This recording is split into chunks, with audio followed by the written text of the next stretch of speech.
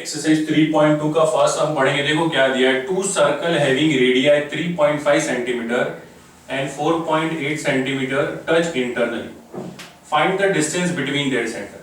तो देखो क्वेश्चन समझते हैं। पहले हम लोगों को दिया क्या है, दो सर्कल दिए, एक बड़ा सर्कल है जिसका रेडियस कितना है 4.8 सेंटीमीटर है, तो ये बड़ा सर्कल है, इसका रेडियस है 4.8 सेंटीमीटर। एक छोटा सर्कल है 3.5 सेंटीमीटर का और वो इंटरनली टच कर रहे दोनों सर्कल, तो इंटरनली टच कर रहे तो सपोज ये पॉइंट पे वो टच कर रहे तो एक और सर्कल है। अब ये इसका सेंटर है, ये सर्कल का, अब दोनों कहां पे टच कर रहे हैं, ये पॉइंट पे इंटरनली, तो ये यहां से यहां तक पूरा आपका 4.8 है, ये बड़े वाला सर्कल था, और ये वाले सर्कल का रेडियस जो है ये 3.5 है, यहां से यहां तक। तो आपको ये बताना है find the distance between their centre, तो हमको ये ढूंढना है डिस्टेंस बिटवीन देयर सेंटर। तो मैं ऐसे कर देता हूं, देखो ये पूरा 4.8 और ये 3.5 है, तो 4.8 में से 3.5 को माइनस कर दूंगा तो ये डिस्टेंस आ जाएगा कि नहीं, डिस्टेंस बिटवीन द सेंटर। तो इसके लिए मुझे पहले लिखना पड़ेगा, let the radii of the two circle be r1 and r2 respectively. पहले वाले का रेडियस आपने क्या लिया है, r1 लिया है, तो ये r1 रेडियस है और ये वाले का r2 रेडियस है। तो r1 कितना हो जाएगा 3.5 और r2 कितना हो जाएगा 4.8। अब दोनों सर्कल कहां टच कर रहे हैं, the two circle touch each other internally, internally touch कर रहे हैं। तो हमें पता है जब दो सर्कल इंटरनली या एक्सटर्नली टच करते हैं तो उनका सेंटर और पॉइंट ऑफ कांटेक्ट क्या होता है, कोलिनियर हो जाता है। तो यहां पर मैं लिख दूंगा bye theorem of touching circle the centre and the point of contact, तो ये सेंटर है दोनों के और ये पॉइंट ऑफ कांटेक्ट है, आर कोलिनियर, तो ये आ गया मेरा कोलिनियर। तो distance between the centre, the distance between the centre of the two circle touching internally, दोनों के जो सर्कल टच कर रहे हैं इंटरनली उनके सेंटर के बीच का डिस्टेंस क्या हो जाएगा, is equal to the difference of the radius. Difference मतलब माइनस, यानी बड़े में से आप छोटे को माइनस कर दो, तो डिस्टेंस बिटवीन द सेंटर क्या मिला, माइनस कर दो बड़े वाले में से छोटे वाले के रेडियस को। तो बड़े वाले का रेडियस कितना है 4.8 और छोटे वाले का रेडियस कितना है 3.5, तो 4.8 और 3.5 माइनस करेंगे तो आंसर कितना आएगा 1.3 सेंटीमीटर। तो distance between the centre is 1.3 centimetre. बरोबर आया समझ में? ये पूरा जो ऐसे स्टेटमेंट आपको लिखना पड़ेगा ये बताने के लिए प्रॉपर्टी, ठीक है।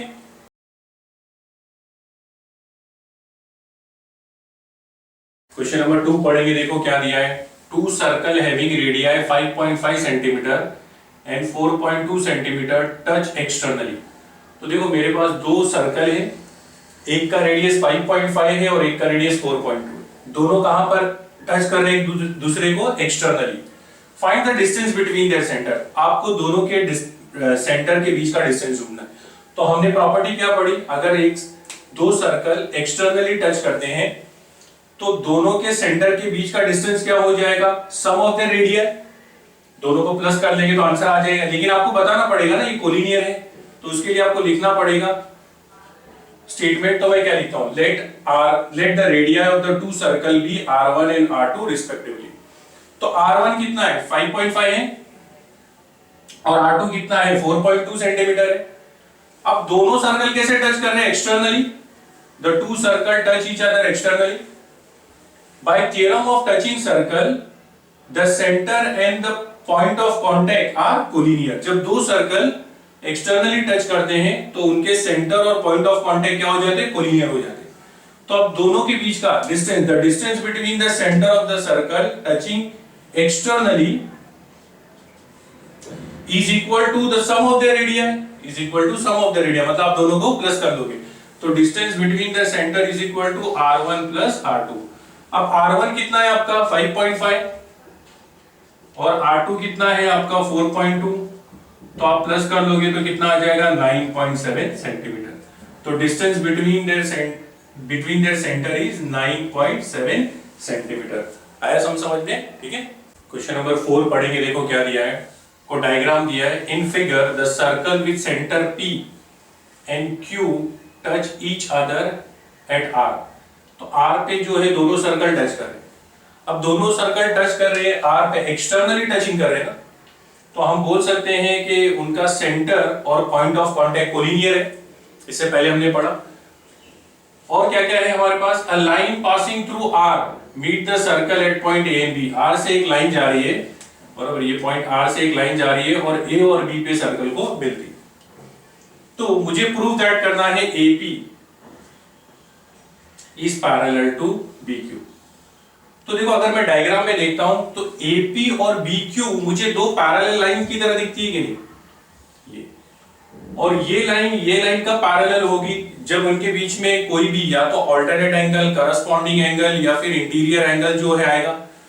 लेकिन डायग्राम से देखता हूं तो देखो यहां पर डायग्राम से देखता हूं तो ये z बन रहा है कि नहीं मेरा, ये पूरा। तो अगर मैंने ये एंगल को ये एंगल से इक्वल बता दिया तो मैं बोल सकता हूं ये लाइन और ये लाइन पैरेलल है, क्योंकि ये दोनों angle pair of alternate angle है। तो पहले मैं ये प्रूव करता हूं।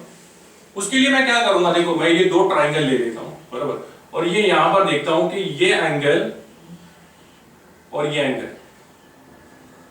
ठीक है, इसको देखता हूं, ये दोनों। तो ये वाला एंगल से कॉन्करेंट है, वर्टिकली अपोजिट एंगल।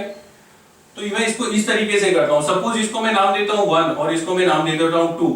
तो 1 2 से इक्वल है, वर्टिकली अपोजिट एंगल। लेकिन अब मैं ये वाले ट्राइंगल में देखता हूं तो ये वाली साइड और ये वाली साइड इक्वल है, रेडियाई ऑफ सेम सर्कल। तो radii of same circle equal है, इसका मतलब ये 1 वाला एंगल ये वाले एंगल से इक्वल है, और इसको मैं नाम दे देता हूं सपोज स्टार। तो मेरा 1 जो एंगल है वो किससे इक्वल है, स्टार से, क्योंकि साइड इक्वल है तो एंगल भी इक्वल है, आइसोसेलेस ट्रायंगल थ्योरम। तो 1 मेरा किससे इक्वल आया, स्टार से। मुझे दो चीज मिल गई, 1 2 से इक्वल है और 1 स्टार से इक्वल है। अब यहां पर मैं ये वाले में आता हूं सेम तरीके से, ये देखो यहां पर ये वाली साइड और ये वाली साइड इक्वल है, रेडियाई ऑफ सेम सर्कल। तो radii of same circle equal है तो ये वाला एंगल ये वाले एंगल से इक्वल है। तो इसको मैं नाम दे देता हूं यहां पर सपोज फ्लावर, एग्जांपल समझाने के लिए। तो 2 आपका किससे इक्वल है, फ्लावर से, क्योंकि साइड इक्वल है तो एंगल भी इक्वल है। अब देखो गौर करें, हमारे पास ये रिलेशन में 1 और 2 इक्वल है, वर्टिकली अपोजिट एंगल, और 1 और 2 स्टार और फ्लावर से इक्वल है। तो 1 और 2 इक्वल है, तो 1 और 2 इक्वल है तो स्टार और फ्लावर भी इक्वल हो गए कि नहीं। तो अगर मैं स्टार और फ्लावर को देखता हूं तो यही अल्टरनेट एंगल चाहिए थे मुझे, तो ये दोनों पेयर ऑफ अल्टरनेट एंगल आ गए और दोनों इक्वल भी आ गए। तो मैं बोल सकता हूं ये लाइन से पैरेलल है। आया समझ में। तो पहले मैं एक पार्ट को लिख लेता हूं यहां पर, सॉल्यूशन। तो पहले यहां पर मैंने सर्कल की बात कही थी, तो हम लोग लिखते हैं circles with centres P and Q touch each other externally at point, कौन सा पॉइंट है आपका R, ये दिया है आपको गिवन। तो therefore by theorem of touching circle, ये तीनों पॉइंट कोलिनियर हो जाएंगे। by theorem of touching circles, direct लिख लेता हूं, P dash R dash Q, बराबर, P डैश R डैश। तो अब मैं यहां पर ये जब एक ही लाइन में आ गए तो फिर मैं ये एंगल इक्वल बता दूं, क्या एंगल का नाम आ जाएगा, PRA, ये वाला एंगल PRA। तो एंगल PRA इक्वल हो जाएगा किससे, ये वाला एंगल से। तो PRA का क्या हो जाएगा, QRB, बराबर, रीजन आपका आएगा, इसको नंबर दे देता हूं 1, और वर्टिकली अपोजिट एंगल्स शॉर्ट में लिखता हूं, ठीक है। अच्छा, मेरा ये एक पार्ट हो गया, मैंने मतलब ये बता दिया। अब मुझे क्या बताना है कि ये 1 मेरा स्टार से इक्वल है।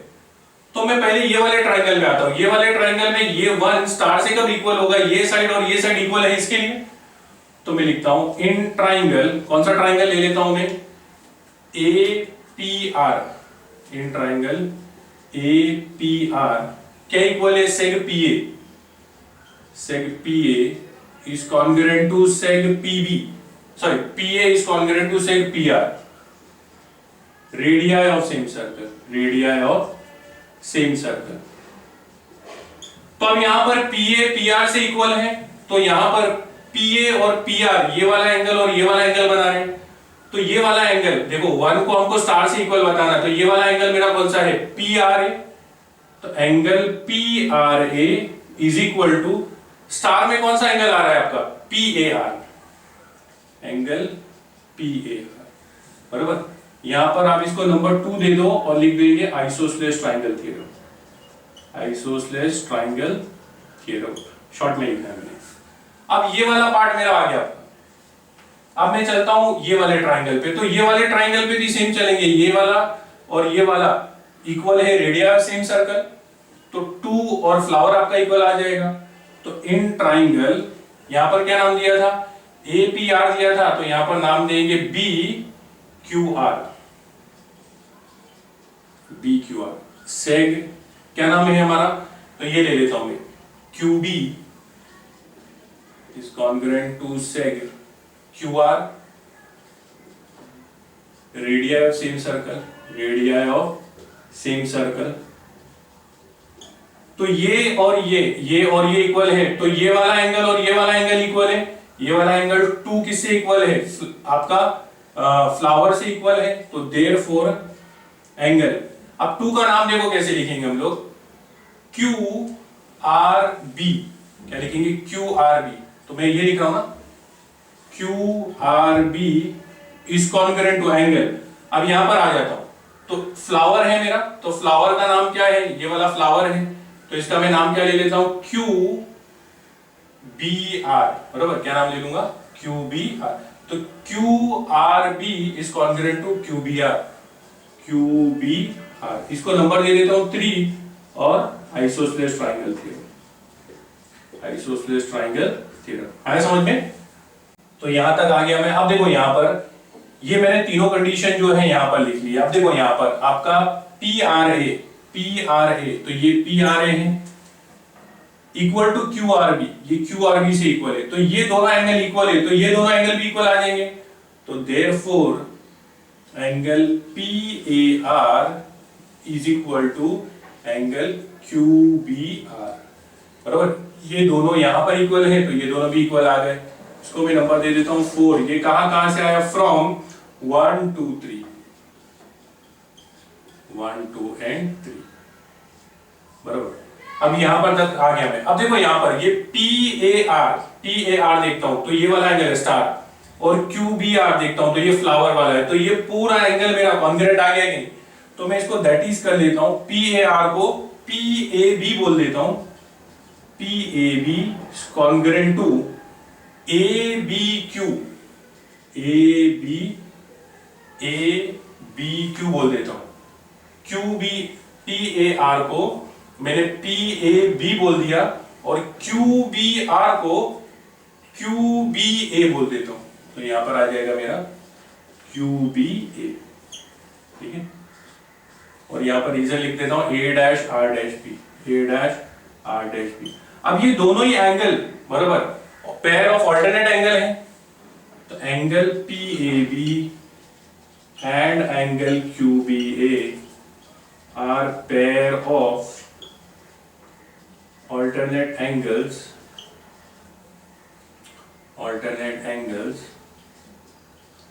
formed by transversal, क्या नाम था ट्रांसवर्सल का, ए बी, बराबर। देयरफॉर क्या चाहिए मेरा, ए पी पैरेलल टू, तो अल्टरनेट एंगल कॉन्ग्रुएंट है, आपने बता दिए। Therefore seg A P is parallel to seg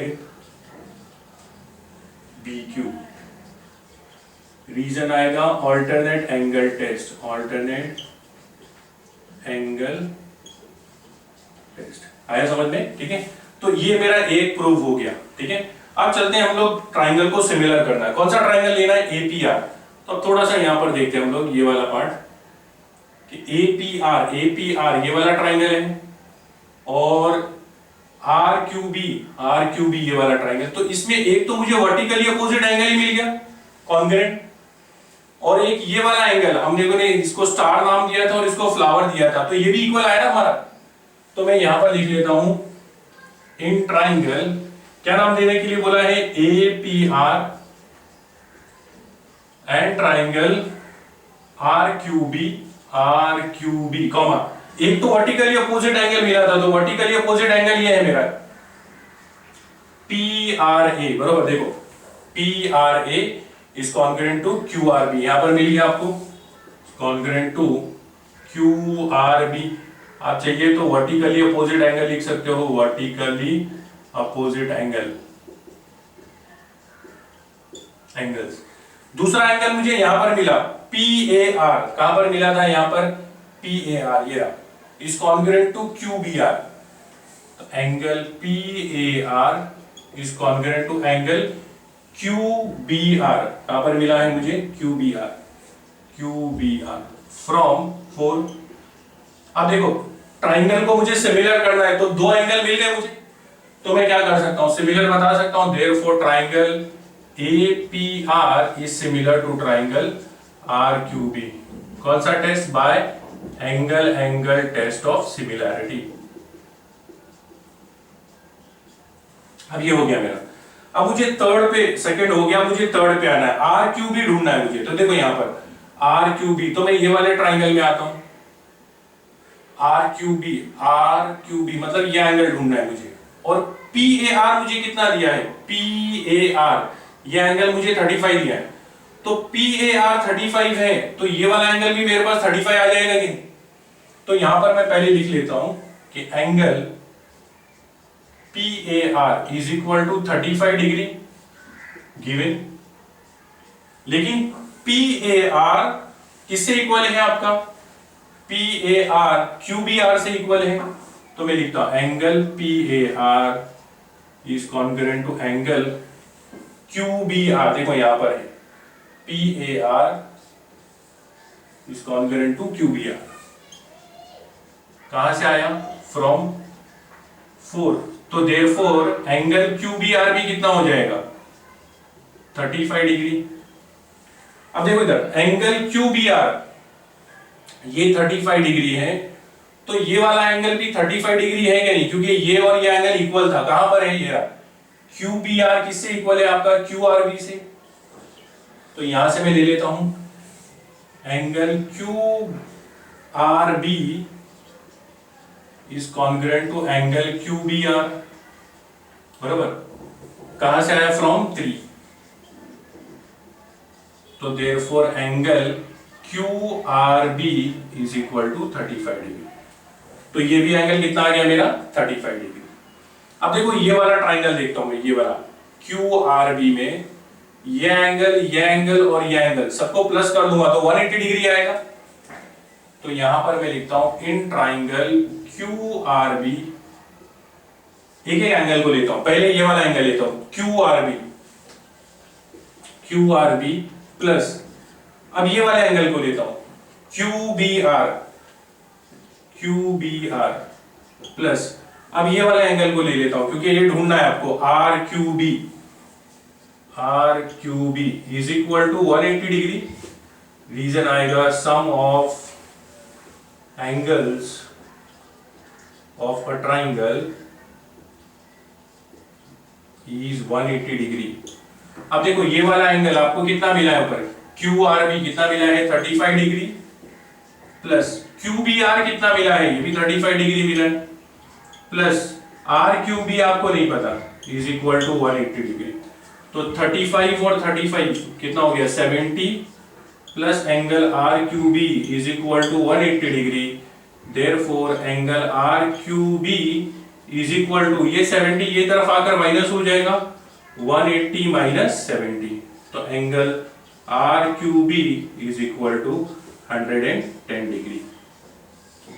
आया समझ में, ठीक है। तो मैंने तीनों ढूंढ लिया यहाँ पर जो जो मुझे पूछा था, ठीक है।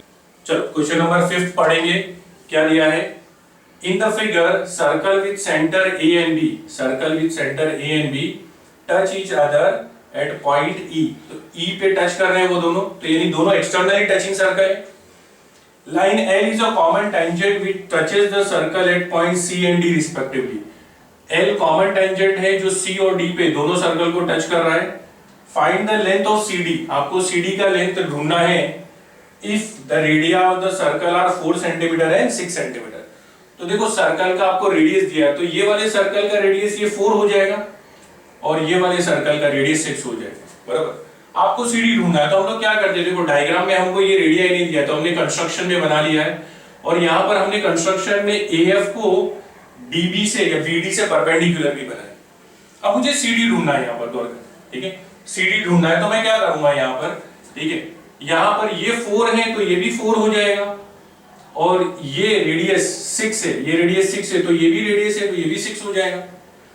तो मैं क्या करता हूं, यहां पर देखता हूं, तो ये देखो ये टेंजेंट है आपका और ये रेडियस है, तो 90 डिग्री हो गया, ये भी टेंजेंट है, ये भी रेडियस है, 90 डिग्री हो गया और ये 90 डिग्री आपने परपेंडिकुलर ड्रॉ किया है, तो ये quadrilateral A C D F के 3 एंगल 90 डिग्री के हैं, तो ये वाला एंगल भी क्या हो जाएगा, रिमेनिंग एंगल भी 90 डिग्री का आ जाएगा। तो मैं बोल सकता हूं quadrilateral A C D F is a rectangle. अब रेक्टेंगल है तो सी डी जो है वो ए एफ से इक्वल हो जाएगी, अपोजिट साइड ऑफ रेक्टेंगल। तो अगर मैंने ए एफ ढूंढ लिया तो सी डी आ जाएगी, अपोजिट साइड ऑफ रेक्टेंगल। तो मैं क्या करता हूं, यहां पर देखो गौर करता हूं कि मेरे पास ये वाली साइड, ये पूरा ये है मेरे पास 4 और 6 10 हो जाएगा और रेक्टेंगल है तो ये 4 है तो ये भी 4 हो जाएगा और यहां पर टोटल ये मेरा 6 है, तो 6 में से अगर ये 4 चले जाएगा तो ये 2 आ जाएगा, तो ये 10 है और ये 2 है, तो मैं पाइथागोरस कर एएफ ढूंढ लूंगा क्या नहीं, और जब एएफ आ गया तो मेरा सीडी से इक्वल आ जाएगा क्योंकि आपने रेक्टेंगल बताया। तो मेन मकसद मेरा क्या है, एएफ ढूंढना, आई बात समझ में।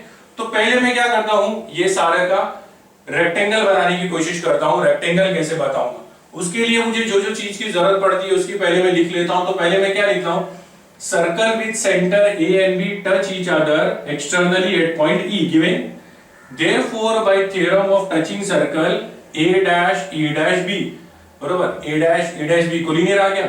मुझे ए बी की जरूरत है ना, ए बी लगेगा मुझे, तो मैं ए बी ढूंढ लेता हूं। कैसे ढूंढता हूं, देखो पहले हम लोग क्या कर लेते हैं, A C is equal to A E is equal to 4, क्या लिखेंगे, radii of same circle with centre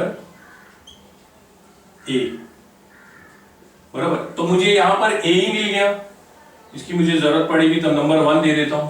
same तरीके से BD is equal to BE, BD is equal to BE is equal to 6 centimetre आपको दिया है यहां पर 6 centimetre, इसको नंबर 2 दे देता हूं। सेम तरीके से लिखता हूं, radii of same circle with centre B, बराबर। तो अब यहां पर मुझे AB चाहिए, तो AB के लिए मैं लिख सकता हूं कि नहीं, AB is equal to AE plus BE, AE plus BE, और ये मैंने रीजन यहां से ले लेना है, A dash E dash B मैंने प्रूव कर दिया यहां पर। तो AB is equal to AE कितना है आपका 4 और BE कितना है आपका 6, तो AB is equal to 10 centimetre, ये AB आ गया। मुझे इसकी जरूरत पड़ेगी, इसके लिए नंबर 3 दे देता हूं।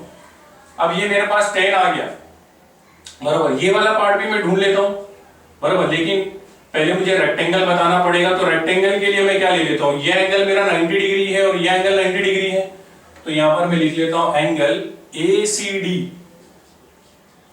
Is equal to angle ACD हो गया, तो यहां पर हो जाएगा angle BDC, BDC is equal to 90 degree. क्यों, टेंजेंट है और रेडियस है, तो लिख लेता हूं टेंजेंट थ्योरम, टेंजेंट थ्योरम।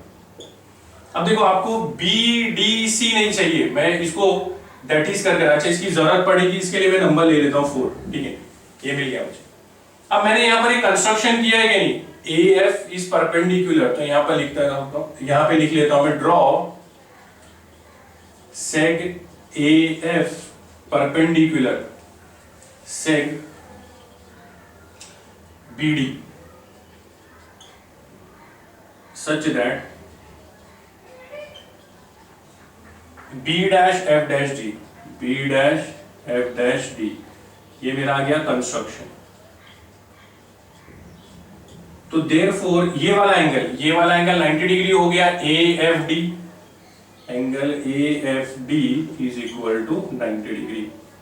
इसको नंबर दे देता हूं 5 आ जाएगा, 4 ऑलरेडी दे दिया।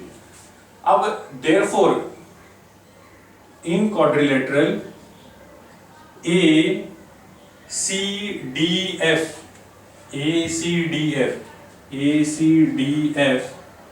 एंगल, कौन कौन सा angle, ACD is equal to BDC is equal to AFD is equal to 90 degree. कहां से आया आपका 4 and 5, फ्रॉम 4 and 5। तो इसका देयरफॉर बचा हुआ ये वाला angle ACF is equal to 90 degree. सब एंगल 90 डिग्री है, तो बचा हुआ एंगल भी कितने डिग्री का आएगा, 90 degree. Remaining angle of quadrilateral ACDF। तो मैं लिख सकता हूं therefore quadrilateral ACDF is a rectangle, बरोबर, बाय डेफिनेशन। क्यों रेक्टेंगल आया, क्योंकि ईच एंगल उसका कितना डिग्री का आ गया, 90 डिग्री का। अब रेक्टेंगल है तो मैं लिख सकता हूं AC और DF इक्वल है, therefore AC equal to DF is equal to, अब AC कितना है 4, इसकी जरूरत पड़ेगी, यहां पे नंबर दिया था अपने 5, तो ये नंबर दे देता हूं 6 और लिखता हूं अपोजिट साइड ऑफ रेक्टेंगल। और सेम तरीके से यहां पर भी लिख सकता हूं AC और DF तो इक्वल है, AF is equal to CD, AF is equal to CD is equal to, तो AF is equal to CD, ये मुझे नहीं पता, ठीक है, और ये दोनों को साथ में नंबर दे देता हूं मैं 6, अपोजिट साइड ऑफ रेक्टेंगल। अब मैं क्या करता हूं, यहां पर देखो मेरे पास ये आ गया है, ये इक्वल आ गया है, तो पाइथागोरस के लिए BF बचा है ना, तो मैं यहां पर लिख लेता हूं। अच्छा, यहां पर मैं लिख लेता हूं कि मुझे ये वाला चाहिए, तो BF के लिए मैं क्या करता हूं, कोलिनियर प्रॉपर्टी अप्लाई कर लेता हूं BD में। BD is equal to BF plus DF, BF plus DF, B dash F dash D, बराबर। अब BD मेरा कितना है, BD 6 है यहां पर, तो BD 6 है। BF मुझे नहीं पता, DF कितना आया, DF देखो 4 आया, तो ये कहां से आया आपको, 2 से आया और 6 से आया, फ्रॉम 2 and 6। तो therefore BF is equal to 6 minus 4, ये 4 इधर आकर माइनस हो जाएगा, तो BF is equal to 2। BF आ गया, तो अब देखो यहां पर ये मेरा आ गया है, BF आ गया, तो अब मैं पाइथागोरस कर लेता हूं। तो इन ट्राइंगल, कौन सा ट्राइंगल ले लेता हूं मैं, AFB, angle AFB is equal to 90 degree. AFB 90 degree लिया था आपने, किसकी वजह से आया था, ये कंस्ट्रक्शन की वजह से। तो मैं इसमें पाइथागोरस अप्लाई करता हूं। 90 डिग्री के सामने की साइड क्या है, AB, तो AB square is equal to AF square plus BF square, AF square plus BF square. Reason क्या आएगा, पाइथागोरस थ्योरम। AB कितना है, AB यहां पर 10 मिला था मुझे, तो 10 square is equal to, AF आपको चाहिए, AF स्क्वायर प्लस BF आपका कितना आया है, 2 स्क्वायर।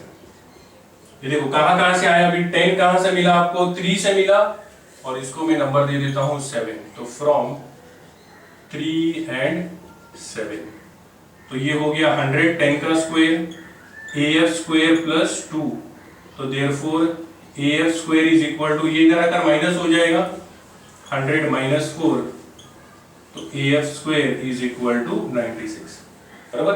अब ये 96 को मैं AF इज इक्वल टू, ये स्क्वायर इधर चले जाएगा, तो रूट 96 हो जाएगा। तो मैं यहां पर सॉल्व कर लेता हूं, रूट 96 को यहां पे लिखेंगे taking square root on both the side, taking square root. तो AF आपका क्या आ जाएगा, AF इज इक्वल टू 96 को मैं स्प्लिट कर लेता हूं 16 मल्टीप्लाई बाय 6 में, ठीक है, क्योंकि 16 क्या है, स्क्वायर रूट है, किसका स्क्वायर रूट है, 4 का, तो ये हो जाएगा मेरा 4 रूट 6 सेंटीमीटर। तो AF मेरा कितना आ गया यहां पर, AF आ गया मेरा 4√6 सेंटीमीटर। तो AF 4√6 है तो CD भी कितना हो जाएगा 4√6, देखो यहां पर, तो therefore CD is equal to 4√6 centimetre. ठीक है, ये कहां से मिला आपको, फ्रॉम 6 से। आया समझ में? तो मैंने CD की वैल्यू ढूंढ ली, कितना आया 4√6 सेंटीमीटर। आया समझ में? ठीक है।